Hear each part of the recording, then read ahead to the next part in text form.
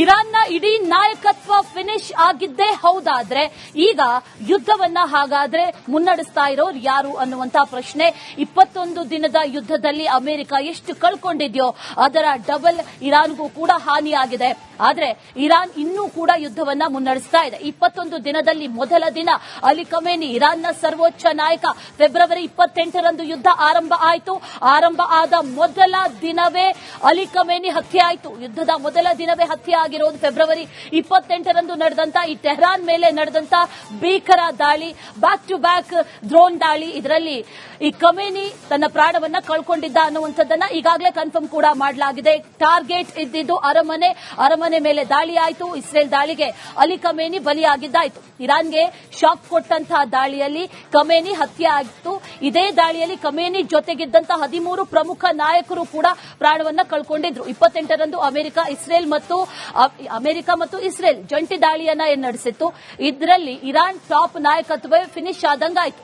ಆ ನಂತರದಲ್ಲಿ ಅಲಿ ಶಮ್ಖಾನಿ ಹಿರಿಯ ಭದ್ರತಾ ಸಲಹೆಗಾರ, ಖಮೇನಿಯ ಬಹಳ ಪರಮಾತ್ಮ, ಕ್ಲೋಸೆಸ್ಟ್ ಒನ್ ಅಂತ ಹೇಳಲಾಗ್ತಾ ಇತ್ತು. ಆತ ಕೂಡ ಯುದ್ಧದ ಮೊದಲ ದಿನವೇ ಹತ್ಯೆಯಾದ. ಈತ ಟಾಪ್ 2ನೇ ಲೀಡರ್ ಅಂತ ಕನ್ಸಿಡರ್ ಮಾಡಲಾಗುತ್ತೆ. ಇರಾನ್ನಲ್ಲಿ ಅರಮನೆ ಮೇಲಾದಂತಹ ದಾಳಿಯಲ್ಲಿ ಈತ ಕೂಡ ಆತನ ಕಥೆಯು ಕೂಡ ಅಂದೇ ಮುಗಿಸಿತ್ತು. ಈ ಜಂಟಿ ದಾಳಿ 28ರಂದೇ ಆತನ ಹತ್ಯೆ ಕೂಡ ಆಗಿತ್ತು. ಖಮೇನಿಯ ಜೊತೆಗೆ ಹತ್ಯೆಗೀಡಾದಂತ 13 ಹಿರಿಯ ನಾಯಕರಲ್ಲಿ ಅಲಿ ಶಮ್ಖಾನಿ ಕೂಡ ಒಬ್ಬ ಅನ್ನುವಂತ ಮಾಹಿತಿ ಇದೆ. ಇರಾನ್ನ ರಕ್ಷಣೆಗೆ ತಂತ್ರ ರೂಪಿಸುವಲ್ಲಿ ಅಲಿ ಶಮ್ಖಾನಿ ಬಹಳ ನಿಸ್ಸೀಮರು, ಜೊತೆಗೆ ಈ ಖಮೇನಿಯ ಬಹಳ ಕ್ಲೋಸೆಸ್ಟ್ ಒನ್ ಕೂಡ ಅನ್ನುವಂಥದ್ದನ್ನ ಹೇಳಲಾಗ್ತಾ ಇದೆ. ಅದರ ನಂತರದಲ್ಲಿ ಪ್ರಮುಖ ಪಾತ್ರವನ್ನ ವಹಿಸಿದ್ದು Abdul Mousavi, chief of armed force. ಯುದ್ಧದ ಮೊದಲ ದಿನವೇ ಈತನ ಹತ್ಯೆ ಕೂಡ ಆಯಿತು. ಫೆಬ್ರವರಿ 28ರಂದು ನಡೆದಂತಹ ದಾಳಿಯಲ್ಲಿ ಈತನ ಹತ್ಯೆ ಕೂಡ ನಡೆದಿತ್ತು. ಮೌಸಾವಿ ಇರಾನ್ ಸೇನೆಯ ದಂಡನಾಯಕ. ಖಮೇನಿ ಜೊತೆಗೆ ಸಭೆ ನಡೆಸ್ತಾ ಇದ್ರು. ಮುಂದಿನ ದಾಳಿ ಯಾವ ರೀತಿಯಾಗಿ ಇರಬೇಕು ಅನ್ನುವಂತ ಪ್ಲಾನಿಂಗ್ ನಡೀತಾ ಇತ್ತು. ಆ ಸಂದರ್ಭದಲ್ಲೇ ಈತನ ಹತ್ಯೆ ಕೂಡ ಆಯಿತು. ಫೆಬ್ರವರಿ 28ರಂದು ಇರಾನ್ ಸೇನೆ ತನ್ನ ದಂಡನಾಯಕನನ್ನು ಕೂಡ ಕಳೆದುಕೊಳ್ಳುವಂತ ಪರಿಸ್ಥಿತಿಗೆ ಬಂದು ಮುಟ್ಟಿತ್ತು. ಆ ನಂತರದಲ್ಲಿ ಮೊಹಮ್ಮದ್ ಪಾಕ್ಪೋರ್, ಐಆರ್ಜಿಸಿಯ ಕಮಾಂಡರ್ ಇನ್ ಚೀಫ್, ಯುದ್ಧದ ಮೊದಲ ದಿನ ಈತನ ಹತ್ಯೆ ಕೂಡ ಆಯಿತು. ಈಗ ಹಾಗಾದ್ರೆ ಯುದ್ಧವನ್ನ ಮುನ್ನಡೆಸ್ತಾ ಇರೋರು ಯಾರು ಅನ್ನುವಂತಹ ಪ್ರಶ್ನೆ. ಐಆರ್ಜಿಸಿಯ ಮುಖ್ಯಸ್ಥನೇ ಇಲ್ಲ. ಈ ದಾಳಿಗೆ ಕಮಾಂಡ್ ನೀಡುವಂತಹ ಕಮಾಂಡರ್ ಮೊಹಮ್ಮದ್ ಪಾಕ್ಪೋರ್, ಆತನ ಹತ್ಯೆ ಕೂಡ ನಡೆದಿದೆ. ಯುದ್ಧದ ಮೊದಲ ದಿನವೇ ಖಮೇನಿಯ ಜೊತೆಗೆ ಐಆರ್ಜಿಸಿಯ ಕಮಾಂಡರ್ ಕೂಡ ಪಾಕ್ಪೋರ್ ಕೂಡ ಉಡೇಸ್ ಆದಂತಾಗಿದೆ. ಇನ್ನು ಅದರ ನಂತರದಲ್ಲಿ ಅಹಮದ್ ವಹೀದಿ, ಐಆರ್ಜಿಸಿಯ ಕಮಾಂಡರ್ ಇನ್ ಚೀಫ್, ಯುದ್ಧದ ಮೊದಲ ದಿನ ಈತನ ಹತ್ಯೆ ಕೂಡ ಆಯಿತು. ಮತ್ತೋರ್ವ ಐಆರ್ಜಿಸಿಯ ಟಾಪ್ ಕಮಾಂಡರ್ ಈತನನ್ನು ಕೂಡ ಇಸ್ರೇಲ್ ಹಾಗೂ ಅಮೆರಿಕ ನಡೆಸಿದಂತಹ ಜಂಟಿ ದಾಳಿಯಿಂದಾಗಿ ಈತನು ಕೂಡ ಪ್ರಾಣವನ್ನ ಕಳೆದುಕೊಳ್ಳಬೇಕಾಯಿತು. ತಂತ್ರಗಾರಿಕೆಯನ್ನು ರೂಪಿಸುವಂತಹ ಸಂದರ್ಭದಲ್ಲಿ ಮೀಟಿಂಗ್ನಲ್ಲಿ ಈತ ಕೂಡ ಇದ್ದ ಅನ್ನುವಂತ ಮಾಹಿತಿ. ಮೊದಲ ದಿನದ ದಾಳಿಗೆ ಅಹಮದ್ ವಹೀದಿ ಕೂಡ ಕಲಾಸಾದಂಗಾಯಿತು. ಆ ನಂತರದಲ್ಲಿ ಜಬಲ್ ಅಮೆಲಿಯನ್ ನ್ಯೂಕ್ಲಿಯರ್ ವಿಭಾಗದಲ್ಲಿ ಈತ ಕೂಡ ಕಾರ್ಯವನ್ನ ನಿರ್ವಹಿಸ್ತಾ ಇದ್ರ. ಅಣ್ವಸ್ತ್ರ ರೂಪಿಸುವಲ್ಲಿ ಈತ ನಿಷ್ಣಾತ ಅನ್ನುವಂಥದ್ದನ್ನ ಹೇಳಲಾಗ್ತಾ ಇದೆ.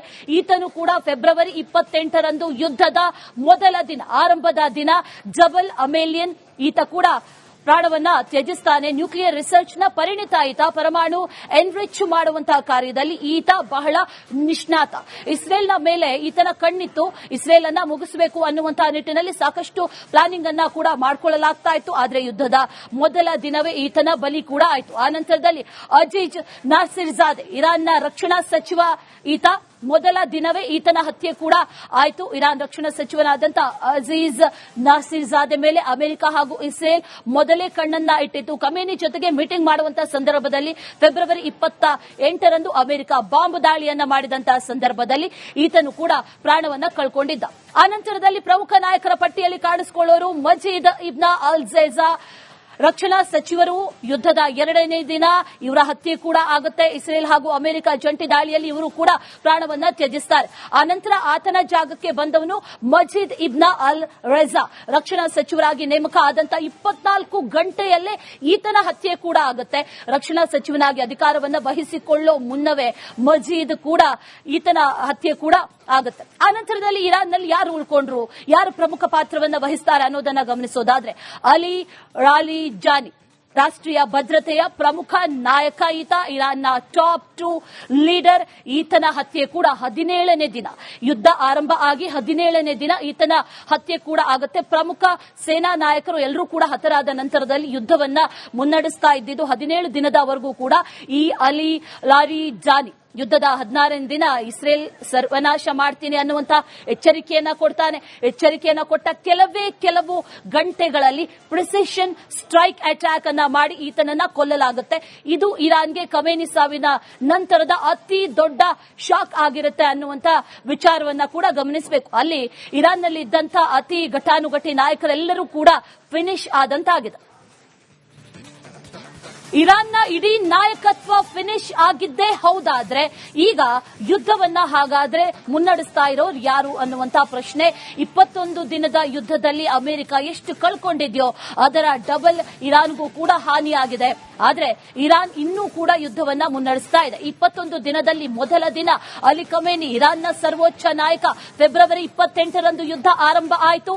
ಆರಂಭ ಆದ ಮೊದಲ ದಿನವೇ ಅಲಿ ಖಮೇನಿ ಹತ್ಯೆ ಆಯಿತು. ಯುದ್ಧದ ಮೊದಲ ದಿನವೇ ಹತ್ಯೆ ಆಗಿರೋದು ಫೆಬ್ರವರಿ 28ರಂದು ನಡೆದಂತ ಈ ಟೆಹರಾನ್ ಮೇಲೆ ನಡೆದಂತ ಭೀಕರ ದಾಳಿ, ಬ್ಯಾಕ್ ಟು ಬ್ಯಾಕ್ ಡ್ರೋನ್ ದಾಳಿ. ಇದರಲ್ಲಿ ಈ ಖಮೇನಿ ತನ್ನ ಪ್ರಾಣವನ್ನ ಕಳ್ಕೊಂಡಿದ್ದ ಅನ್ನುವಂಥದ್ದನ್ನ ಈಗಾಗಲೇ ಕನ್ಫರ್ಮ್ ಕೂಡ ಮಾಡಲಾಗಿದೆ. ಟಾರ್ಗೆಟ್ ಇದ್ದಿದ್ದು ಅರಮನೆ ಮೇಲೆ ದಾಳಿ ಆಯಿತು. ಇಸ್ರೇಲ್ ದಾಳಿಗೆ ಅಲಿ ಖಮೇನಿ ಬಲಿಯಾಗಿದ್ದಾಯಿತು. ಇರಾನ್ಗೆ ಶಾಕ್ ಕೊಟ್ಟಂತಹ ದಾಳಿಯಲ್ಲಿ ಖಮೇನಿ ಹತ್ಯೆ ಆಗಿತ್ತು.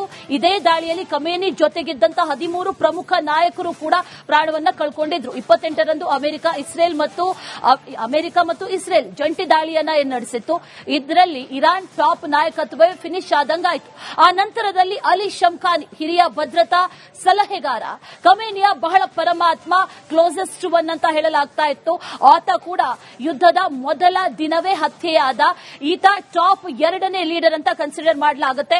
ಇರಾನ್ನಲ್ಲಿ ಅರಮನೆ ಮೇಲಾದಂತಹ ದಾಳಿಯಲ್ಲಿ ಈತ ಕೂಡ ಆತನ ಕಥೆಯು ಕೂಡ ಅಂದೇ ಮುಗಿಸಿತ್ತು. ಈ ಜಂಟಿ ದಾಳಿ 28ರಂದೇ ಆತನ ಹತ್ಯೆ ಕೂಡ ಆಗಿತ್ತು. ಖಮೇನಿಯ ಜೊತೆಗೆ ಹತ್ಯೆಗೀಡಾದಂತ 13 ಹಿರಿಯ ನಾಯಕರಲ್ಲಿ ಅಲಿ ಶಮ್ಖಾನಿ ಕೂಡ ಒಬ್ಬ ಅನ್ನುವಂತ ಮಾಹಿತಿ ಇದೆ. ಇರಾನ್ನ ರಕ್ಷಣೆಗೆ ತಂತ್ರ ರೂಪಿಸುವಲ್ಲಿ ಅಲಿ ಶಮ್ಖಾನಿ ಬಹಳ ನಿಸ್ಸೀಮರು, ಜೊತೆಗೆ ಈ ಖಮೇನಿಯ ಬಹಳ ಕ್ಲೋಸೆಸ್ಟ್ ಒನ್ ಕೂಡ ಅನ್ನುವಂಥದ್ದನ್ನ ಹೇಳಲಾಗ್ತಾ ಇದೆ. ಅದರ ನಂತರದಲ್ಲಿ ಪ್ರಮುಖ ಪಾತ್ರವನ್ನ ವಹಿಸಿದ್ದು Abdul Mousavi, chief of armed force. ಯುದ್ಧದ ಮೊದಲ ದಿನವೇ ಈತನ ಹತ್ಯೆ ಕೂಡ ಆಯಿತು. ಫೆಬ್ರವರಿ 28ರಂದು ನಡೆದಂತಹ ದಾಳಿಯಲ್ಲಿ ಈತನ ಹತ್ಯೆ ಕೂಡ ನಡೆದಿತ್ತು. ಮೌಸಾವಿ ಇರಾನ್ ಸೇನೆಯ ದಂಡನಾಯಕ. ಖಮೇನಿ ಜೊತೆಗೆ ಸಭೆ ನಡೆಸ್ತಾ ಇದ್ರು. ಮುಂದಿನ ದಾಳಿ ಯಾವ ರೀತಿಯಾಗಿ ಇರಬೇಕು ಅನ್ನುವಂತ ಪ್ಲಾನಿಂಗ್ ನಡೀತಾ ಇತ್ತು. ಆ ಸಂದರ್ಭದಲ್ಲೇ ಈತನ ಹತ್ಯೆ ಕೂಡ ಆಯಿತು. ಫೆಬ್ರವರಿ 28ರಂದು ಇರಾನ್ ಸೇನೆ ತನ್ನ ದಂಡನಾಯಕನನ್ನು ಕೂಡ ಕಳೆದುಕೊಳ್ಳುವಂತ ಪರಿಸ್ಥಿತಿಗೆ ಬಂದು ಮುಟ್ಟಿತ್ತು. ಆ ನಂತರದಲ್ಲಿ ಮೊಹಮ್ಮದ್ ಪಾಕ್ಪೋರ್, ಐಆರ್ಜಿಸಿಯ ಕಮಾಂಡರ್ ಇನ್ ಚೀಫ್, ಯುದ್ಧದ ಮೊದಲ ದಿನ ಈತನ ಹತ್ಯೆ ಕೂಡ ಆಯಿತು. ಈಗ ಹಾಗಾದ್ರೆ ಯುದ್ಧವನ್ನ ಮುನ್ನಡೆಸ್ತಾ ಇರೋರು ಯಾರು ಅನ್ನುವಂತಹ ಪ್ರಶ್ನೆ. ಐಆರ್ಜಿಸಿಯ ಮುಖ್ಯಸ್ಥನೇ ಇಲ್ಲ. ಈ ದಾಳಿಗೆ ಕಮಾಂಡ್ ನೀಡುವಂತಹ ಕಮಾಂಡರ್ ಮೊಹಮ್ಮದ್ ಪಾಕ್ಪೋರ್, ಆತನ ಹತ್ಯೆ ಕೂಡ ನಡೆದಿದೆ. ಯುದ್ಧದ ಮೊದಲ ದಿನವೇ ಖಮೇನಿಯ ಜೊತೆಗೆ ಐಆರ್ಜಿಸಿಯ ಕಮಾಂಡರ್ ಕೂಡ ಪಾಕ್ಪೋರ್ ಕೂಡ ಉಡೇಸ್ ಆದಂತಾಗಿದೆ. ಇನ್ನು ಅದರ ನಂತರದಲ್ಲಿ ಅಹಮದ್ ವಹೀದಿ, ಐಆರ್ಜಿಸಿಯ ಕಮಾಂಡರ್ ಇನ್ ಚೀಫ್, ಯುದ್ಧದ ಮೊದಲ ದಿನ ಈತನ ಹತ್ಯೆ ಕೂಡ ಆಯಿತು. ಮತ್ತೋರ್ವ ಐಆರ್ಜಿಸಿಯ ಟಾಪ್ ಕಮಾಂಡರ್ ಈತನನ್ನು ಕೂಡ ಇಸ್ರೇಲ್ ಹಾಗೂ ಅಮೆರಿಕ ನಡೆಸಿದಂತಹ ಜಂಟಿ ದಾಳಿಯಿಂದಾಗಿ ಈತನು ಕೂಡ ಪ್ರಾಣವನ್ನ ಕಳೆದುಕೊಳ್ಳಬೇಕಾಯಿತು. ತಂತ್ರಗಾರಿಕೆಯನ್ನು ರೂಪಿಸುವಂತಹ ಸಂದರ್ಭದಲ್ಲಿ ಮೀಟಿಂಗ್ನಲ್ಲಿ ಈತ ಕೂಡ ಇದ್ದ ಅನ್ನುವಂತ ಮಾಹಿತಿ. ಮೊದಲ ದಿನದ ದಾಳಿಗೆ ಅಹಮದ್ ವಹೀದಿ ಕೂಡ ಕಲಾಸಾದಂಗಾಯಿತು. ಆ ನಂತರದಲ್ಲಿ ಜಬಲ್ ಅಮೆಲಿಯನ್ ನ್ಯೂಕ್ಲಿಯರ್ ವಿಭಾಗದಲ್ಲಿ ಈತ ಕೂಡ ಕಾರ್ಯವನ್ನ ನಿರ್ವಹಿಸ್ತಾ ಇದ್ರ. ಅಣ್ವಸ್ತ್ರ ರೂಪಿಸುವಲ್ಲಿ ಈತ ನಿಷ್ಣಾತ ಅನ್ನುವಂಥದ್ದನ್ನ ಹೇಳಲಾಗ್ತಾ ಇದೆ. ಈತನು ಕೂಡ ಫೆಬ್ರವರಿ 28ರಂದು ಯುದ್ಧದ ಮೊದಲ ದಿನ, ಆರಂಭದ ದಿನ ಜಬಲ್ ಅಮೆಲಿಯನ್ ಈತ ಕೂಡ ಪ್ರಾಣವನ್ನ ತ್ಯಜಿಸ್ತಾನೆ. ನ್ಯೂಕ್ಲಿಯರ್ ರಿಸರ್ಚ್ ನ ಪರಿಣಿತ ಈತ. ಪರಮಾಣು ಎನ್ರಿಚ್ ಮಾಡುವಂತಹ ಕಾರ್ಯದಲ್ಲಿ ಈತ ಬಹಳ ನಿಷ್ಣಾತ. ಇಸ್ರೇಲ್ನ ಮೇಲೆ ಈತನ ಕಣ್ಣಿತ್ತು. ಇಸ್ರೇಲ್ ಅನ್ನ ಮುಗಿಸಬೇಕು ಅನ್ನುವಂತಹ ನಿಟ್ಟಿನಲ್ಲಿ ಸಾಕಷ್ಟು ಪ್ಲಾನಿಂಗ್ ಅನ್ನ ಕೂಡ ಮಾಡಿಕೊಳ್ಳಲಾಗ್ತಾ ಇತ್ತು. ಆದರೆ ಯುದ್ಧದ ಮೊದಲ ದಿನವೇ ಈತನ ಬಲಿ ಕೂಡ ಆಯಿತು. ಆ ನಂತರದಲ್ಲಿ ಅಜೀಜ್ ನಾಸಿರ್ಜಾದೆ, ಇರಾನ್ನ ರಕ್ಷಣಾ ಸಚಿವ ಈತ. ಮೊದಲ ದಿನವೇ ಈತನ ಹತ್ಯೆ ಕೂಡ ಆಯಿತು. ಇರಾನ್ ರಕ್ಷಣಾ ಸಚಿವನಾದಂತಹ ಅಜೀಜ್ ನಾಸಿರ್ಜಾದೆ ಮೇಲೆ ಅಮೆರಿಕ ಹಾಗೂ ಇಸ್ರೇಲ್ ಮೊದಲೇ ಕಣ್ಣನ್ನ ಇಟ್ಟಿತ್ತು. ಖಮೇನಿ ಜೊತೆಗೆ ಮೀಟಿಂಗ್ ಮಾಡುವಂತಹ ಸಂದರ್ಭದಲ್ಲಿ ಫೆಬ್ರವರಿ 28ರಂದು ಅಮೆರಿಕ ಬಾಂಬ್ ದಾಳಿಯನ್ನ ಮಾಡಿದಂತಹ ಸಂದರ್ಭದಲ್ಲಿ ಈತನು ಕೂಡ ಪ್ರಾಣವನ್ನ ಕಳ್ಕೊಂಡಿದ್ದ.